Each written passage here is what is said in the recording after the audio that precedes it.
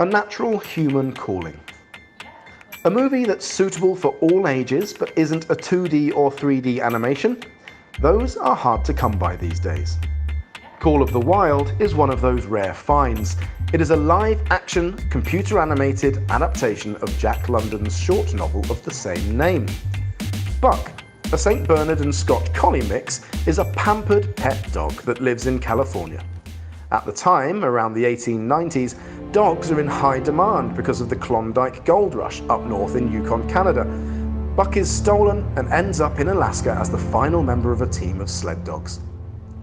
In many animated films, the animals can talk, so when Buck just barks, it might take some getting used to.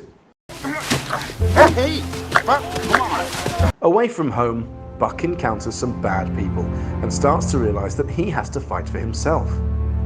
But Buck has never lived in the wild and has no survival skills whatsoever. He learns these skills by observing his fellow sled dogs. Soon, the rivalry between him and the lead dog, Spitz, means only one of them will survive. The enjoyment of watching Buck not only comes from the adventures he goes through or how he grows in confidence as the lead dog himself, but also in noticing changes in his facial expressions and many heartwarming movements. Terry Notary is the movement choreographer of the film and also the stand-in for Buck. Co-star Harrison Ford praised Notary's performance highly because he was Ford's real acting partner.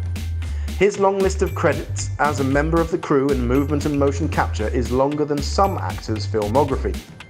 Titles he has worked on include the Planet of the Apes trilogy, the Hobbits movies, the Lion King, to name just a few. Most of his work requires him to be behind the scenes, but if you've seen the 2017 movie The Square, you'll have seen one of his performances. He's the one acting the ape at the dinner gala. Who could forget that? Harrison Ford's character, John Thornton, is a man who lives with the sadness of a lost son. When Buck becomes his companion, they go on the adventure that Thornton's son had always wanted to take. It's out there in the wild that he finally makes peace with his sadness, and it is out there where Buck finds his own voice, the voice of a free roaming soul, belonging to no one but himself. Nature is the origin of all living things. Civilization is what comes after. Buck was born in a city, but finds his true calling in nature. What happens to Buck can also happen to a man.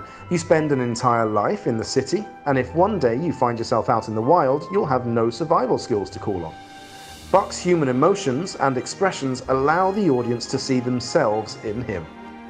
Human beings are not separate from nature, we are a part of it. And when the time comes, we need to heed our true calling.